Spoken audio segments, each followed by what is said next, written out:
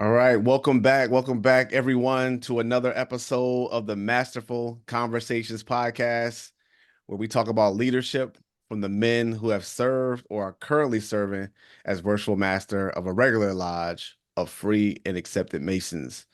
I am Brother Matthew Wagstaff, a proud past master of Eureka Lodge number 36 out of Rochester, New York. We're currently serving as my Worshipful Master is Brother Jermaine Myers, and I'm with. I am Past Master Mark Alexander of Sons of Kings Lodge number 123 out of Brooklyn, New York, where Brother Fitzgerald Boyce II currently presides as Worship Master. We both hail from the most worshipful Prince Hall Grand Lodge of the state of New York. We're currently serving as our Grand Master is most worshipful Reverend Dr. Darren M. Morton as our Grand Master. And so before we introduce our esteemed guest this evening, we have a quick disclaimer. The purpose of the show is intended for educational and informational purposes only. The views and opinions expressed are our own and do not represent the views or opinions of our prospective lodges or grand lodges. If you have any questions about anything said on this show, please consult your proper office in your jurisdiction. Absolutely. And so with that also, please continue to like, subscribe, share this channel. We appreciate all the love. It's been very positive. So we certainly appreciate you all for your support over the last several months as we've been doing this show. With that, we have today past master Stanley Brooks with us today out of Colorado. So we got a whole nother time zone that is on Yeah, our show. Certainly reaching happy to out have you further. here. Yes, yes, yes. You have past master Stanley Brooks here, who's a past master of Mountain Post Military Lodge number 26 out of the most worshipful Prince Hall Grand Lodge of the state of Colorado.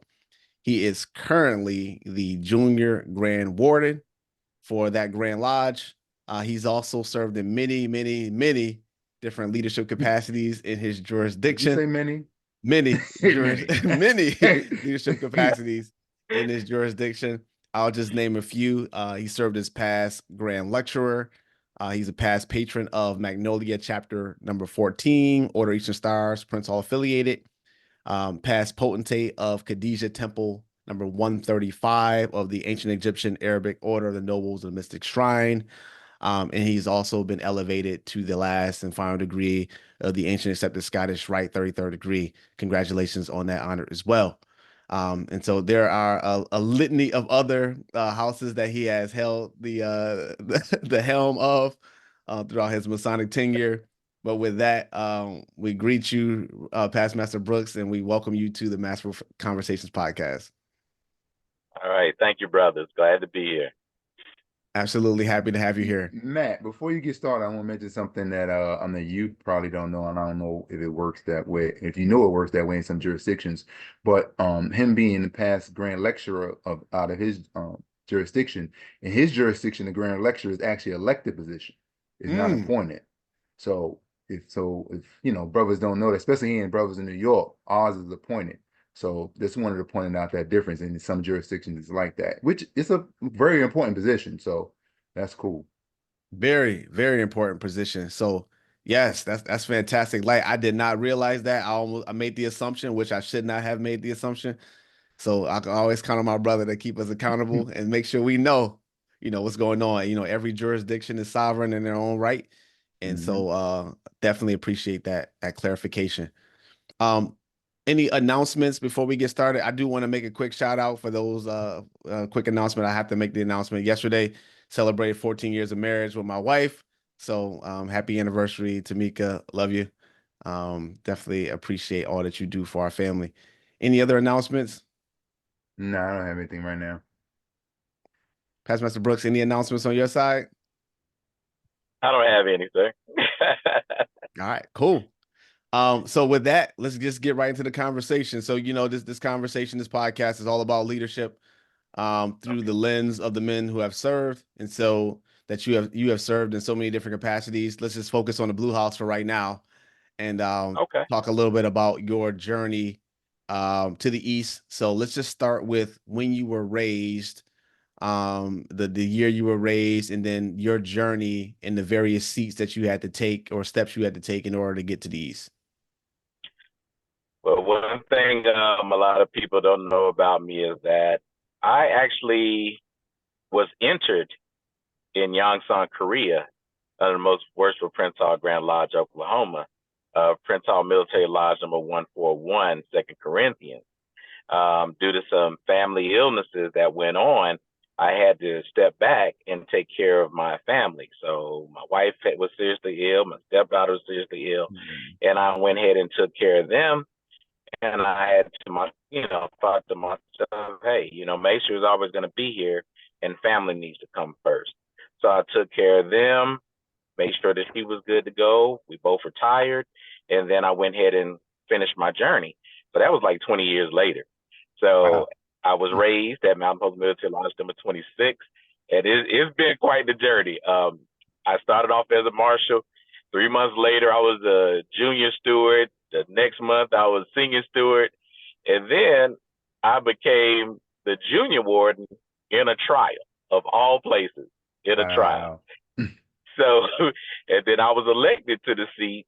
And, let me tell you, when you think being in the military is going to get you ready to be in any type of leadership as a Mason right off, no.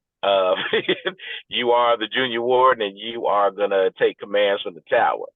So a lot of my writing had to change when it came to Masonic reports and things of that nature. But I had a great number of past masters that helped me. In my lodge, we actually had like 6 living, active past Grand Masters in our lodge, on top of a number of past masters. So the knowledge was always there, and they was always willing to share. And that is just one of the biggest things. So when I did make it to the East as Worship Master, I had all that knowledge to fall back on, and I had all that guidance. And it just made it great. I wouldn't change it for the world, how my journey, how it's unfolding. I never had a doubt in the world, and would do it all over again. And the one thing that I learned when you sit in the East, you got to know that you are the leader, but you're also a servant. And I think that is one thing that we need to focus on a lot when we get into any East, is that we need to first know that we are servants. And it's not for us, it's for the better of the order of any house that you're in. Absolutely. So give us a little timetable quick, just a couple of dates then. When were you entered in Korea? What year was that? And then when were you raised in Colorado? 1996 in Korea, but I was raised in 2014 in Colorado. Wow. And then I became Worship Master in 2018. So about 4 years later, I was Worship Master, but I was seasoned, and I had a lot of leadership, potential, had a lot of ideas, and I love to read, I love to study. So that's what really made a lot of the seasoned members want to pour into me. And that's across the jurisdiction. It wasn't just my own lodge, but outside, I had a lot of mentors outside that poured into me. So it really made it easier to make this journey, because I didn't come in, I didn't have the typical answers, because I had to be reinvestigated, of course, and everything. And it was just like, hey, why you want to be a Mason? And I said, I wanted to learn what I was never taught. Just let them know that education was my focus. I could do charity in any organization. I could do it with my church. I could do it with the Boy Scouts. I could do it on my own. But when you want to do charity as a Mason, that there really drives home something. Absolutely. And so you served as Worshipful Master in 2018. Did you serve more than 1 year? No, I did 1 year at that time. I was coming down with some illnesses, and it required me to have to take care of some things. Yeah. I'm a 2-time cancer survivor. Amen. Cool. God is good. God is good. I'm glad that you are Are you all you're in full all the remission right time. now? That's great. Yes, yes. That's a blessing. Definitely a blessing. Cool. So talk a little bit about when you were Worshipful Master then how big was the lodge? How many members? You know, you have a lot of prestigious brothers that are in that lodge. How what was the number on the rolls at that time? Who was the Grand Master at that time in Colorado too? Just for historical context. Okay. At that time, we had 74 members. The Grand Master at the time was Most Worshipful Past Grand Master Charlie L. Flowers. He was our 68th Grand Master. And I'm sorry, he was our 65th Grand Master. So right now, currently our Grand Master is Gary B. Thomas Sr. He is our 69th. Got it. Okay. And some of the prestigious members we had, you know, in my lodge, we had Most Worshipful Past Grand Master Arturo de los Reyes. He was like the first like Hispanic Grand Master of a Prince Hall Grand Lodge that I know of at that time. We have had Most Worshipful Past Grand Master Terrence Jackson. Of course, he's the father of the dearly departed Vincent Jackson that played for the Tampa Bay Buccaneers. Wow. And we all know that he passed. So, you know, we've had a number of people in. You know, we have Most Worshipful Past Grand Master Saul, Frederick Boo. We had all of them in our lodge at that time. And we had a Past Grand Master Harvey. So we were pretty much top heavy as far as Past Grand Masters, Most Worshipful Past Grand Masters, and even a sitting Grand Master now, he is a member of my lodge. Wow. So, yeah. Yeah, And if this is Lord is willing, then I'll be one, you know, some years down the road, and I could say, hey, I'm in this lodge as well. adding to the legacy. And so Yeah. let's talk about like your preparation in the East. So from 2014 to 2018, short window, even though you know you had that kind of that big break in between, you know, being entered in Korea. How did you prepare for leadership in that space? Like, how did you show the brothers that you were prepared, that you were ready to be a leader? What sort of things did you do intentionally in order to get prepared for your leadership? So brothers that are watching right now or listening right now, they can sort of understand like your journey. Oh, I immediately jumped on degree teams. I think as soon as you are raised, you should get on a degree team. It's fresh on your mind. You know, get on that degree team. Be willing to be a mentor to the brothers that come after you, and never be afraid of any type of constructive criticism. And sometimes you're going to get that destructive criticism too, but it's criticism. Anything that's given to you is a chance to learn and grow from. You can learn the right way of doing things, and you can also learn the wrong way of doing things, but it's still a lesson. So, and always be willing to put in the work. You know, you don't want to ask anybody to do something for you one day that you yourself has openly turned down. Prince Hall said it best in his 1792 address that, you know, and I'm not putting down anybody who cannot make meetings for legit reasons, but for those who intentionally don't make meetings, Prince Hall himself said, you cannot be a good Mason if you do not attend your lodge. Yep. So I make sure that I attend lodge. I make sure I'm there. I travel with the Grand Master to his visitations. Even when I was a steward, I was on the road, and we're 3 states. So we're Utah. I mean, we got to, you know, ante up that plane money, and we got to fly out there. You know, Wyoming, that's a pretty long drive, but we're there. So every Grand Master from when I came in can say that they saw my face when I was around. And if there was needs to be on a committee, I was on those. So I showed that I was willing to put in the work, and I never asked for anything. You know, I did it because I love it. So if I ever moved to a seat, I was asked. I didn't do the asking.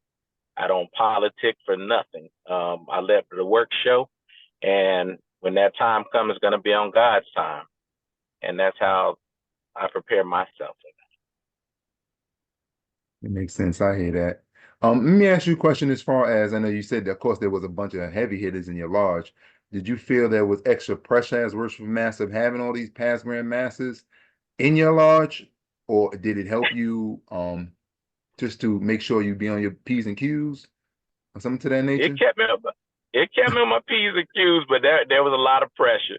So I tell you, in my first 3 meetings, my hands trembled a little bit every time. We had that little part where we invited certain people up if they wanted to. I was like, don't move, don't come up here, don't you go up here, don't you go up here. But sometimes they would come up there, and it's just, they just want to sit back there and see how you operate.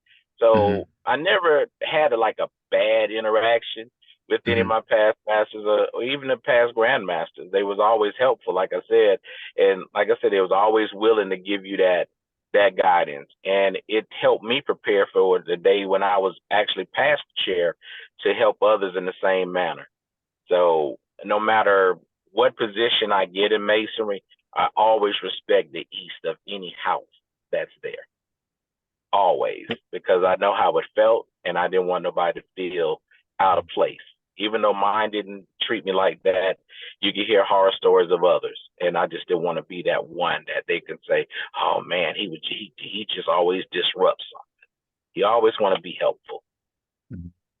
Yeah, your lodge sound like a good example of past masters actually stuck around after they left the East. Unfortunately, a lot of times now, it seems like masters, once they get to the East, they seem like they be burned out. Then they leave for a while, and hopefully they come back.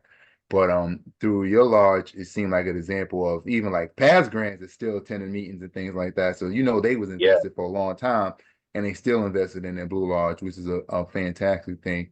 And then I hope that brothers that's on the call, on the viewing this at the time could remember that when it's their time to be passed, just try to schedule some time to still come out to meetings, because your brothers need you. The brothers coming up need you for that wisdom. Yeah. Definitely. Yes.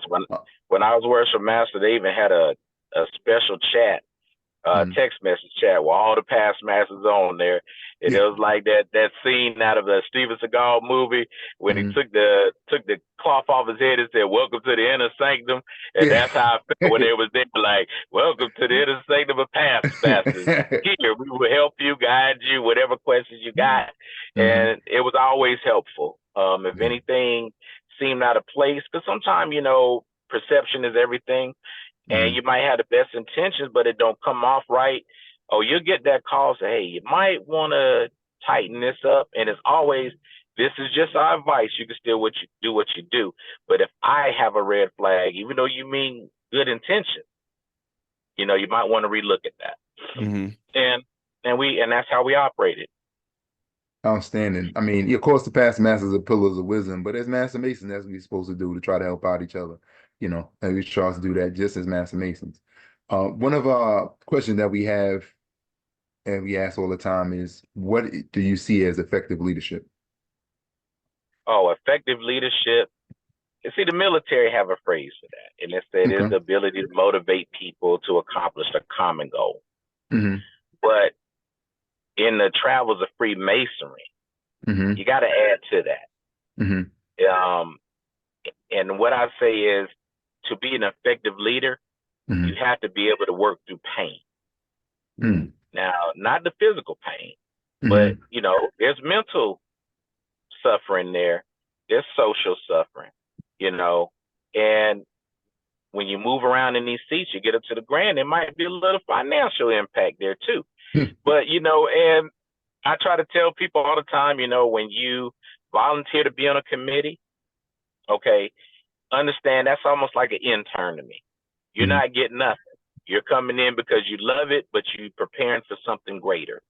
And then when you come an appointed grand officer, well, you might get a little stipend at Grand Lodge session. It's not much, but it's almost like, you're a paid intern now. You get a little something. And you can decide on, hey, do I want to run for an elected seat? And then you start getting paid a little something more. But when you become Grand Master, you're the CEO. But pain is always a process of change. Whenever you change, there's going to be some things that's going to make you uncomfortable. The phone calls you'll get when you're in the East. It's like when you're a Master Mason, you might get a call from a brother, "Hey, I'm going through something, blah, blah, blah." But when you are a Worshipful Master and you get that call, you got to think that not only is this my brother, but what if his family is feeling the effects of that situation? Do I have the resource to help? Is he comfortable with me pulling other resources? And then, you know, some worship masters are not married, but you might have to deal with a marital situation. Some people may not be good with money, but you in charge of making sure that the lodge money is spent the way it needs to be spent.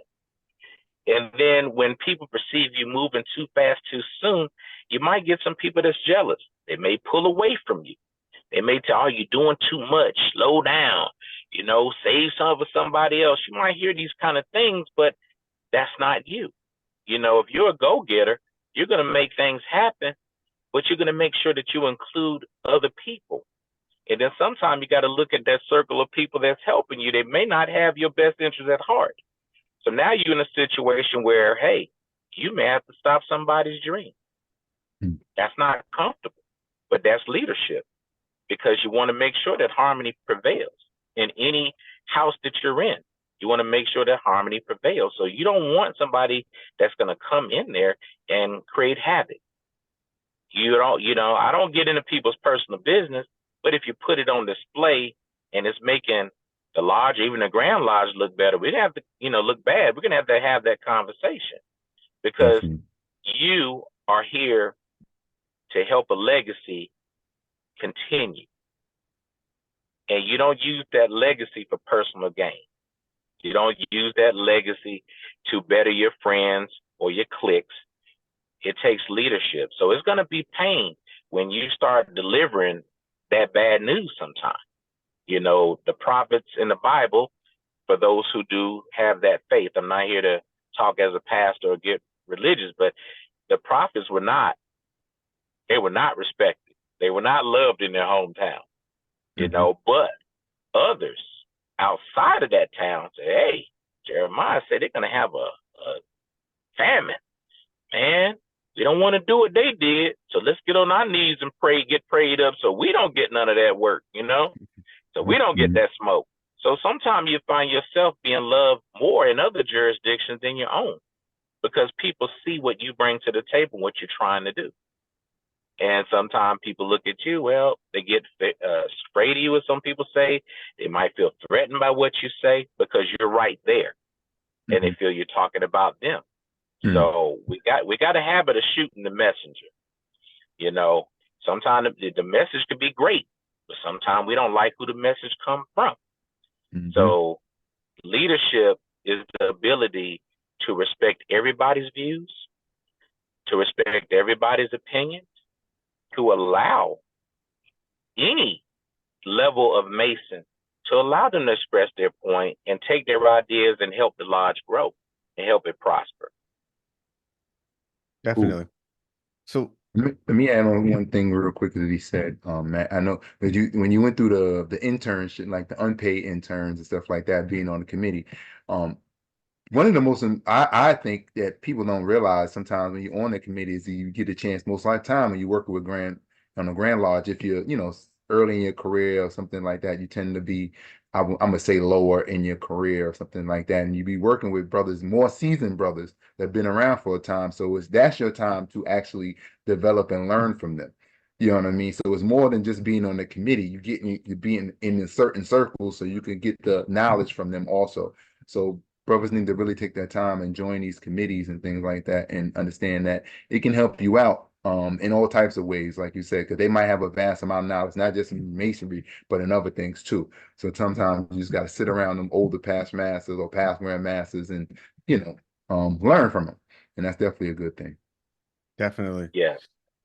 When you talked about the working through pain, can you talk to us about that year in the East in 2018? The things you focused on, if you can remember, the areas of focus for you during that year as master, and then if there's one example of some pain that you had to work through during that time. Oh yeah, education was my focus. I wanted to make sure that our degree work was on point. I wanted to make sure that people was learning, because when you get new candidates in, your study halls then end up focusing on their progression and able to show proficiency. And you tend to leave your master masons out. So study hall was a priority for me. The pain for that was the faithful few that showed up. And I'm like, hold up, I got this many in my lodge. Where's my study hall at? You Well, it know, ain't just us. I'm here. You Where did the are you same at? thing. You had that same. Okay, it ain't just us. Okay, Yeah. Right, right. But you know, and then when it got to that, it's like, okay, we're still gonna have a good study hall. You know, we're gonna go up here. We're gonna open the lodge up, and I'm not gonna sit in these. You know, we're gonna go through it. I'm gonna sit over here as Tyler. I want to see what y'all do if you ever here. You know, and yeah, we'll let the books open. They never sat in the seat, so we went through it so they could see it to let them know, hey, it's not as easy as you think. You can sit outside, you can criticize, yeah, you can point out such and such missed the word, but now you up here. How I feel, you know. So a lot of pushback. No, I didn't get. But there was some that's like, you know, I think you're going a little too deep. This. Well, this is progressive science. So my lectures were tailored to start off slow and to gradually build up in that same lecture, because you got to have something for everybody. You can't keep staying at the basics, because, you know, you got advanced classes in high school. You got intermediate classes in high school. So you got to be able to give something to each one of those groups. I'm not going to talk to a past Grand Master about setting up the altar. I'm not going to do that, Yeah. you know. But I will say, look at how this altar set up. But let's look at it, how it's set up when there's multiple VSLs on the altar. You know, let's look at some of these other styles of altars. What makes you, you know, what makes this guy's triangle versus this one being a square? You know, so you give something to everybody. You know, so I didn't have much pain, but it was a little disappointing when I felt that the study hall should have been bigger than what they were. How many guys? How many brothers came to your study halls? Roughly, on average. 15. Oh man, you blessed. You blessed. Yeah, exactly. Yeah, you blessed. You blessed. Listen, I had a study class one time, and guess who showed up? Me. And I showed up, and then somebody else was having something. So I just went and studied with somebody upstairs. It was you. You and the Most High. You and the Most High sitting there having a conversation. But I tell you what, when it came to that, I had a beautiful mentor, and her name was Maria Greenwood, and she lived to be 116 years old. And I just want to give a shout out to her. That lady, when she died, she still didn't have wrinkles on her face. Wow. She was a charter member of the AKA sorority in Colorado. She was the first Black tenured teacher in Colorado. Her husband was Grand Inspector General Greenwood, and he actually started the Golden Circle here, and she was a charter member of that. But the one advice she gave me, because once I learned of her, she was like 101. And when I learned of her, I'm like, I'm going to get this knowledge. I don't care. We go in there, we're going to sit down, and we're going to chop it up. And never disappointed me. One day, it was one of those days I had a study hall, and, you know, I had a little bit of people there. And then I had another event, and it was a collision of calendars, basically. So, you know, some people decided to go there, some people decided to go here. And I was sitting there one day, she said, young man, you were an angry young man today. What's wrong with you? You know, I said, I'm just tired of trying to do things, and I'm not getting the results of, you know, what I'm trying to put out there. You know, I said, I pray every morning, I pray at night. I said, and I get there, I'm still, you know, I'm not getting the numbers I want. And she just shut me down quick. She said, don't you think it's a little disrespectful to focus on who did not come? And you got the ones who did come? She said, that's disrespectful. You need to praise those who do come. And whoever don't come, it is what it is. She said, I'm happy when I was a teacher to just reach one student. You have an opportunity to reach 15 and you tripping? So from that point on, I never complained after that, ever. Nice.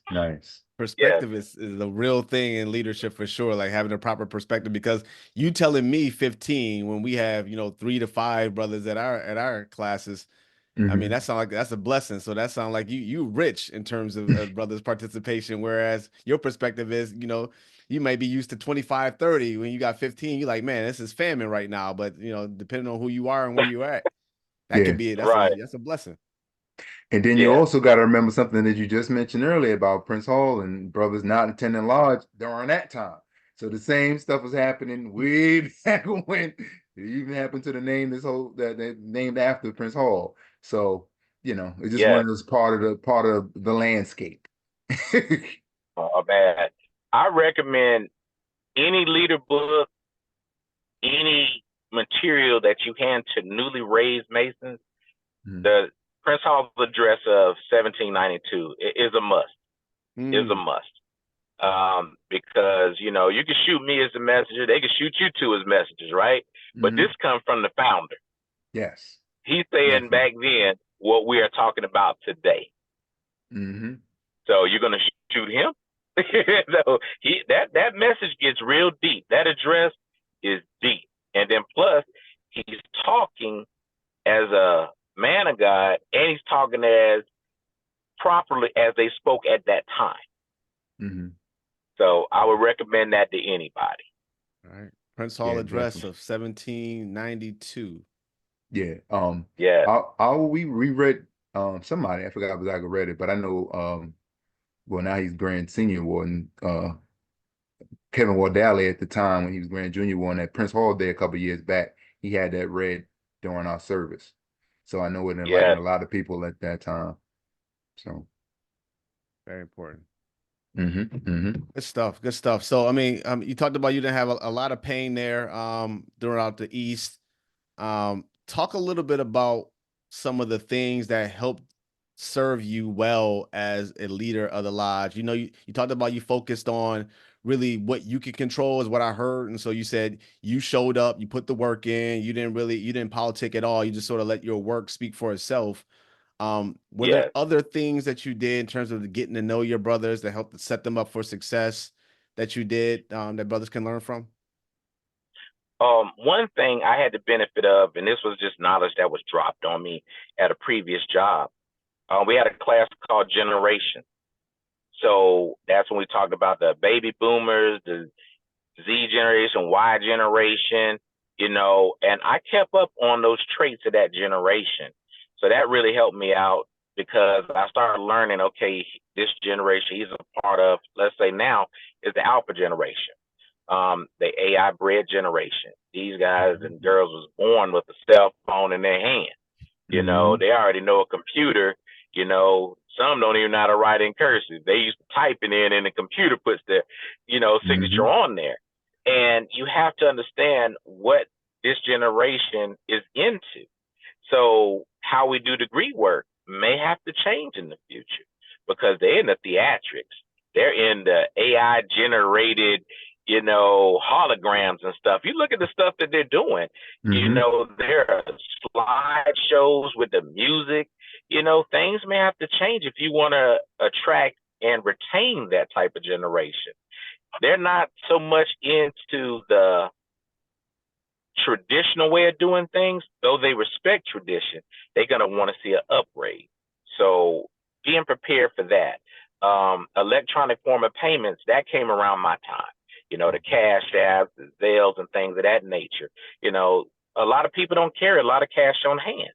So we Hmm. had to adapt to that, and then the seasoned generation, like, hey, man, I heard of viruses, people hacking in the bank account. I ain't nobody touch my money. So, how we get around that?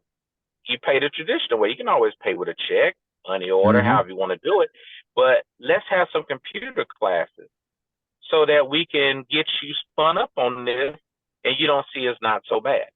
So by the time Zoom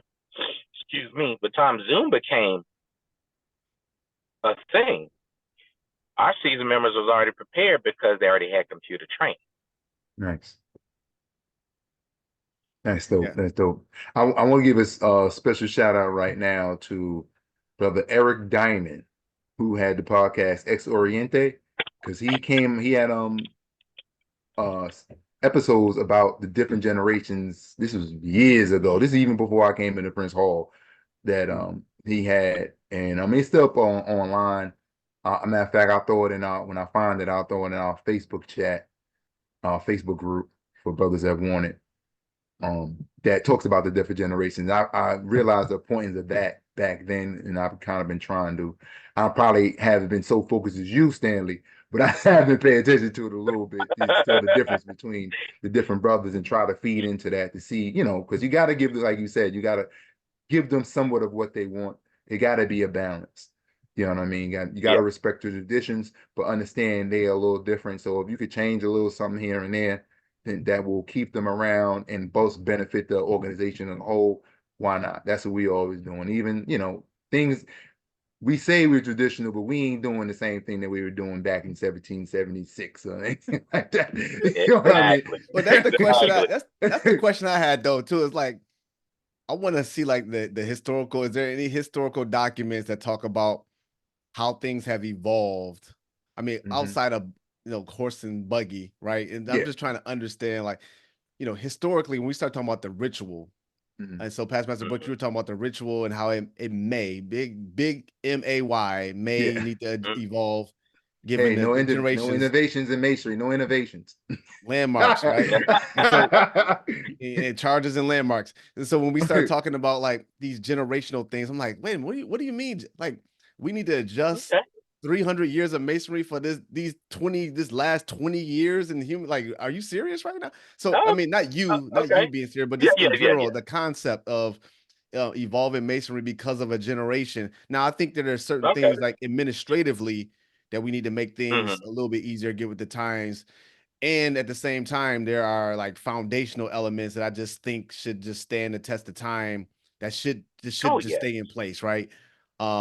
So that's where my head goes from a leadership standpoint. It's like, where as a leader do we need to adjust and stay up with the times, and then where do we need to stand 10 toes down firm on these are the principles that you came in your own free will and accord that said that you would definitely you abide by. Adapt to that. Yeah, exactly. Okay. I like that. Because when it comes to the ritual itself, yes, definitely stand down on the ritual. Don't change a thing about the ritual, but how you play out that degree work. Yeah. All right, let's, dress up, get theatrical. If there's some special quote unquote sound effects needed. Exactly. You know what I'm saying? Get that big old wireless speaker you got, throw it in the back somewhere and make the proper sounds when needed, and just make a good show of it. There's certain parts of the process where we get to cut up a little bit. Let's make it theatrical. Let's, change it up. Don't make it the same situation every time for that one particular part. You know what I'm saying? Y'all know what I'm talking about. So, but as far as that, what's wrong with, being dressed up in a time of that era? What is wrong with showing people doing things to help create things in the garb of that era? What's wrong with that? To put on a good show, to make with a hip hop degree. With a hip hop degree. We're gonna do Hamilton. We're gonna do like a Hamilton show. A Hamilton degree. I'm just saying, we're gonna dress up like Eric B and Rakim or something and do a degree. I'm just saying, they dress up like American Indians and everything else.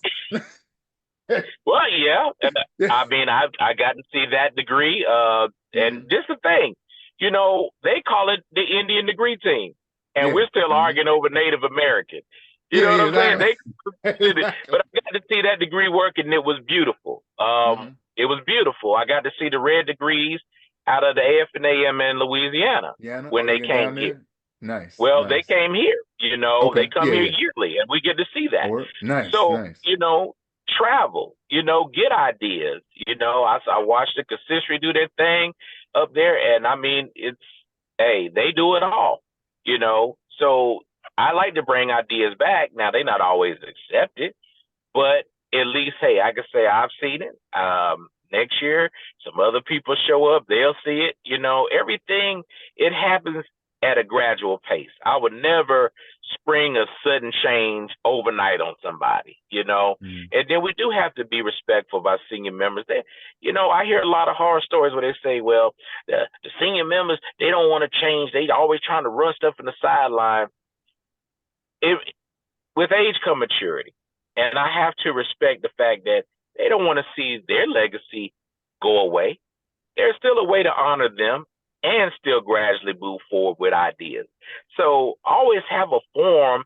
If you know there's going to be some conflict, have a form and prepare them for it. Take that little extra time out of your day. I go by some of my past masters, past grandmasters, I go by their residence and talk to them. Hey, I'm thinking this. What you think?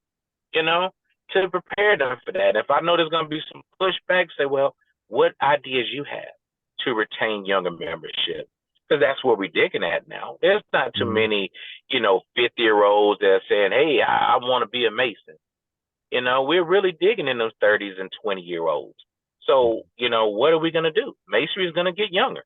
You know, we're not going to be around forever, but, you know, we want to set things in place so that when our time do come, and, you know, and they throw that nice, pretty white apron on top of our casket, we want to make sure it's left in good hands. Definitely. That's very important.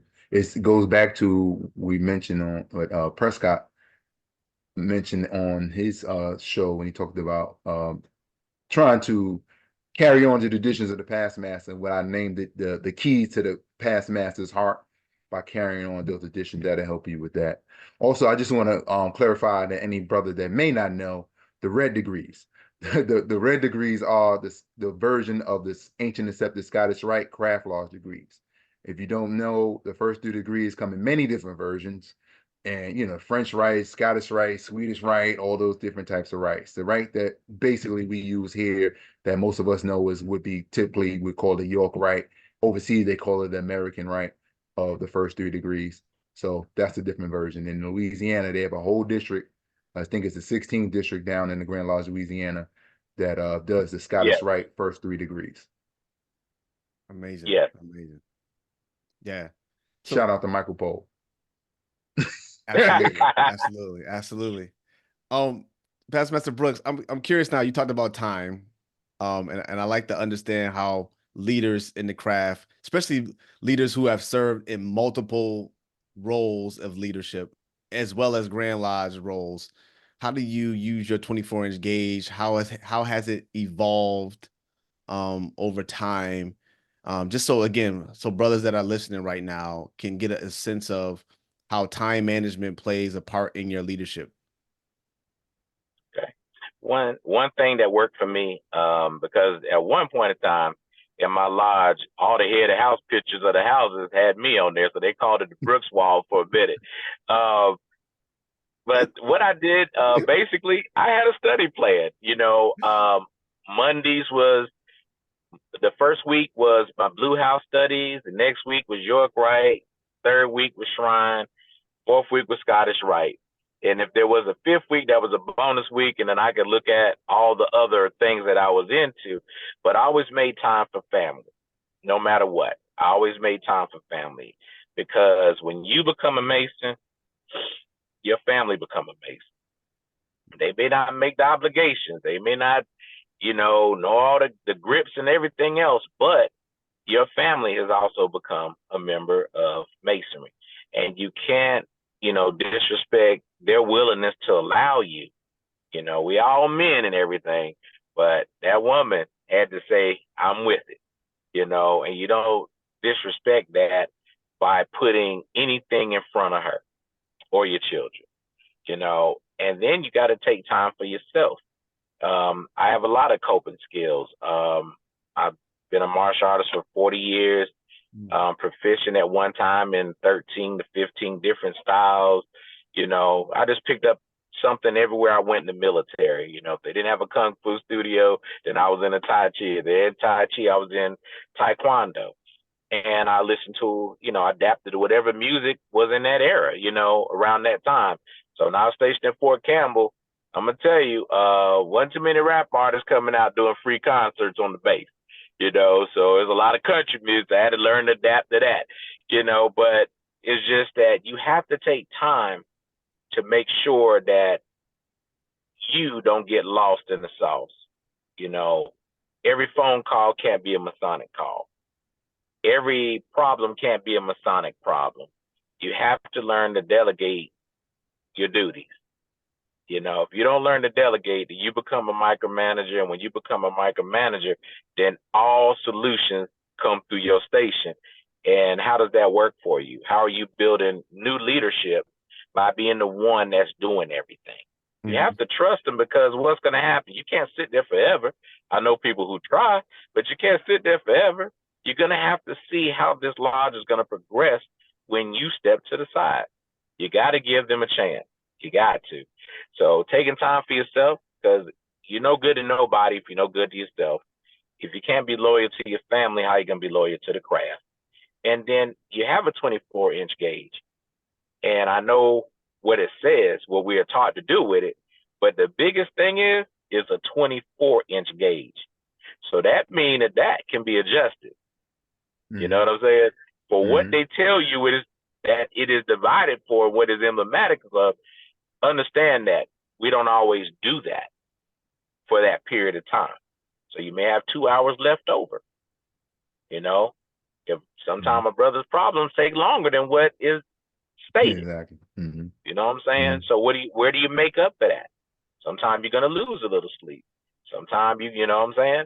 So you just make sure that no matter how you adjust it, that you don't lose yourself. Because you can get burnt out. You can get burnt out in masonry. You can, if you push yourself too hard.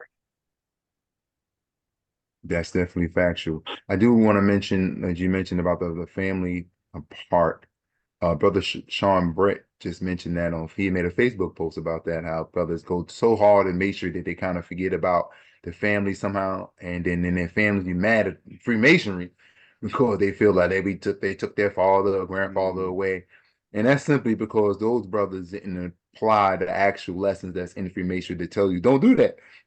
You know, so it's not the fault of the craft. It's the imbalances of the brothers that caused that to happen.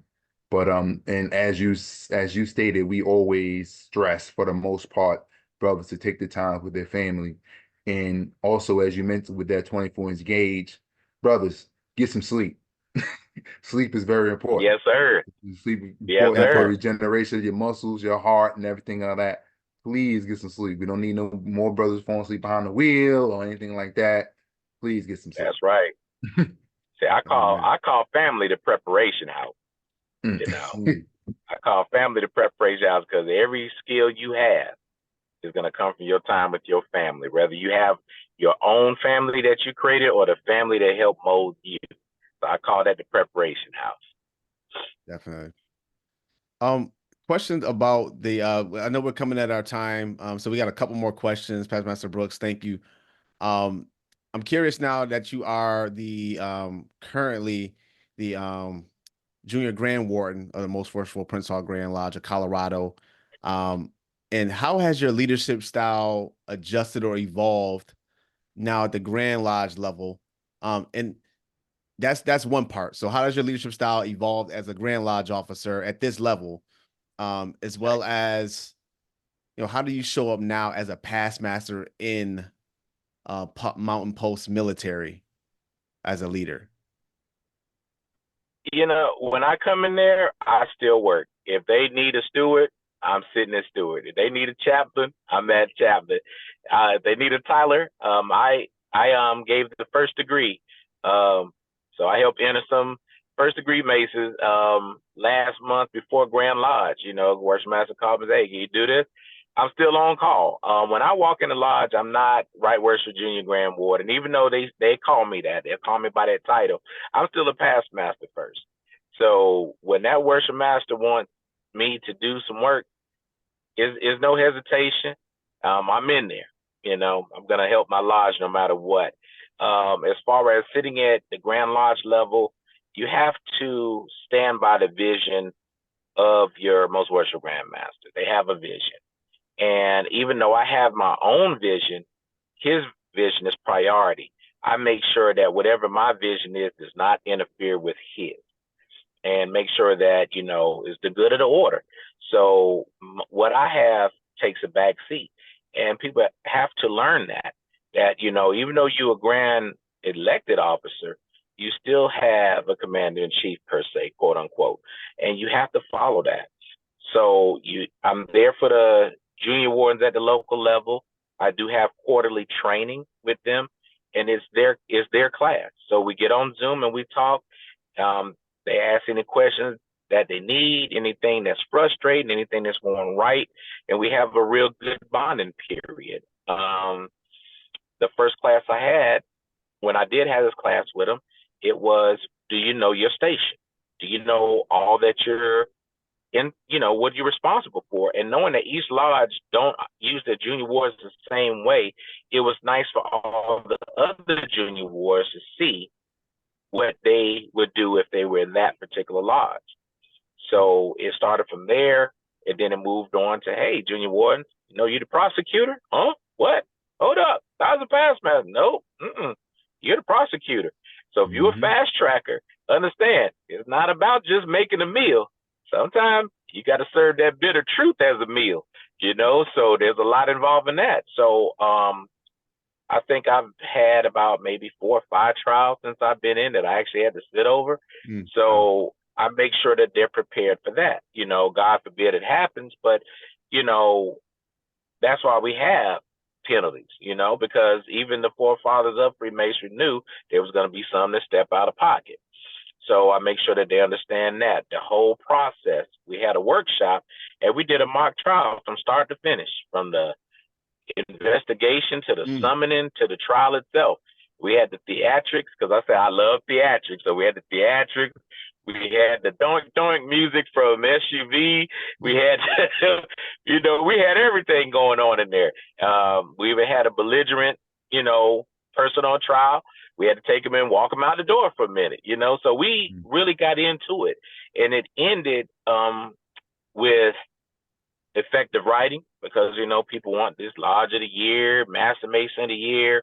So we actually went through that with them and say, hey, do you know what your write-up look like? So if you appear bitter and you got your feelings hurt because you didn't get something, well, let's look at some of these write-ups and let's look at how we can make it better. So that's where I'm at now as a Right Worship Junior Grand Warden. I actually try to prepare the junior wardens for senior warden. And my Right Worshipful Senior Grand Warden is preparing me for his seat. So we like to pass the knowledge. I don't believe in hoarding anything. You know, who knows? You know, a lot of people can plan to be Grand Master. What happened if your number's called? No. You know, you may plan to make it there, but God may not plan for you to make it there. Amen. So you gotta prepare them. You gotta prepare them. I train as if I'm not gonna be here tomorrow, and when I wake up, I thank God. Amen. Yeah, 100%. I have one final question. What was one of the proudest moments you had while you was in the East, or just in Freemasonry in general? Oh man, let's see. My proudest moment, and shout out to the Knights of Pythagoras. And if you do have one, or you got a counterpart of it, you know, hey, get involved in that. Those are your future Masons. And we started the Princes of Pythagoras. I wrote everything up for that. They finally accepted that this year at the Grand Chapter. So my proudest moment was I got a phone call when they had the Conference of Grand Masters in the Bahamas. And somebody said, hey, you didn't come to the conference, but you made it here. And the president, Michael Sims, they had my picture up there when I took the kids on to the Veterans Day Parade. So we marched in that, and I was on there. And I was just so proud of that, because it was about the kids and it wasn't about me. You know, that was my proudest moment, because I had 5 things I wanted to do when I got into this jurisdiction. One, I wanted all houses here. And I was instrumental with, again, some seasoned past Grand Masters and past Masters. We ended up bringing the Purple House here. It wasn't here, so we ended up bringing that here. And then turn around and we got the Purple House here for the ladies. And we got the Black House. It should be here, finalized next month. So all houses now here. KYCH is here, and PYCH will be here as soon as we have some sisters pass that seat. So just being able to, contribute and having a vision of seeing it happen is wonderful. But my proudest moment is anything that deals with the children being mentioned. I said I want to be the laziest Grand Master. If God spare my life, I just want to kiss babies and maintain, because I want to put in all the work right now. I don't believe in wait till I get there. If somebody accepts an idea, we roll with it. So when I get there, him and that baby, you know what I'm saying? And it's like, is he gonna do anything? Hey, what you want me to do? It's all done. It's all done. I just want to maintain. We have a few things we got to knock out, but I think that this administration is on it, and it'll be followed up by everybody that goes through. And when that happens, it's going to be a beautiful thing. But yes, my proudest moment again is always when it comes to the children. When That's you see excellent. that look in their eyes and they have memories, like I had memories of Masons growing up, it's just how many children can say that they were involved and have memories standing beside Masons, feeding the soup kitchen, feeding the homeless at Thanksgiving. How many of them can say that? So you're preparing them. Like I said, it's the preparation house, it's the family. That's the preparation house. Nah, I like that. I like the preparation house analogy, man. That's a really good. That's one of those gems. We got to keep. We get a lot of nice little one-liners here on the show. The family being the preparation house. That's definitely something to keep in the back of my mind, the front of my mind going forward. The last question I have for you, Past Master Brooks, is we know that you're busy. We know that you have a vision in terms of where you would like to progress, God willing, within your jurisdiction. That being said, just go on a hypothetical journey with us. If you were to be elected as Worshipful Master and Mountain Post Military Lodge number 26 in the year 2025, if you were to be elected back into the East again in your lodge, what would you focus on as a Worshipful Master in this time, at this day and age in your lodge? Well, education is always priority for me, but now we got to look at these entrepreneurs we got now. Like I said, the alpha generation, these individuals are coming in knowing how to make money. I don't mind fish fries. I know I clown a lot on Facebook about it, but you got to do what's comfortable. But it's about time that we get into some of these big events. We spend a lot of money in the community to enjoy ourselves. I mean, I see people spend $100 to go to a concert, so why don't we ourselves have a Prince Hall concert? If we're going to spend the money out there, let's bring the money in here. But you got a lot of these entrepreneurs that they're already in that realm. Some of these youngsters already know rappers, jazz artists, comedians, we can make things to where we have our own, event that looks like Academy Awards, Grammy Awards. We have the numbers. So, let's work on that. Let's work in having the community help us grow. They don't have to be Masons. They don't have to be Sisters in the Order Eastern Star. But hey, we're pouring into the community. Let's pour in each other and let's build and let's work together. So I would really focus on that. Entrepreneurship, helping people get jobs, so everybody can see, we wear the pretty regalia and people see that as, oh man, they well off. They got a lot of money. But, in actuality, a lot of us really don't, but we can help them at least feel proud of themselves signing that contract for a job and dressing up to go to work as we help the kids with book bags and all that, throwing a job fair. Not that I'm collecting application job fair, but I'm hiring on the spot job fair. I mean, when me and you get through talking, I'm giving you your schedule to come into work. We can do that. We got the power to do that. We got people in our lodges right now that got the track on jobs. They might be managers themselves, but we got somebody in our neighborhood we know need a job. We can vouch for them. Let's do that. It's not always about the petition. Sometimes it's just, let's get them an application. Yeah, I think that's huge. I have a saying as a segue.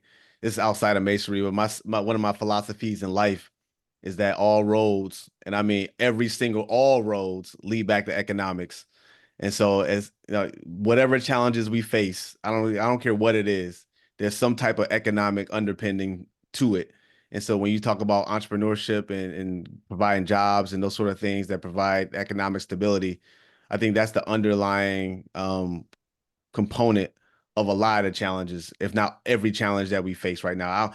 I'm I can be convinced otherwise, but it's going to be really, really hard to be convinced otherwise that not every single role, every single challenge, I'm talking about everything, goes back in this day and age. I didn't create this economy in this world, but as of today in 2024, all the challenges have have an economic underpinning. So I personally appreciate what you just shared in terms of what you will focus on as Worshipful Master, Past Master Brooks. Oh, anytime. Thank you. Yes, Past Master Brooks, it's definitely been a pleasure to have you on our show. You have a wealth of insight into different leadership, being that you held all these different leadership offices and positions, and you have dropped us all with that knowledge. Things like leaders can't forget that they are also servants. Don't be scared to be a mentor.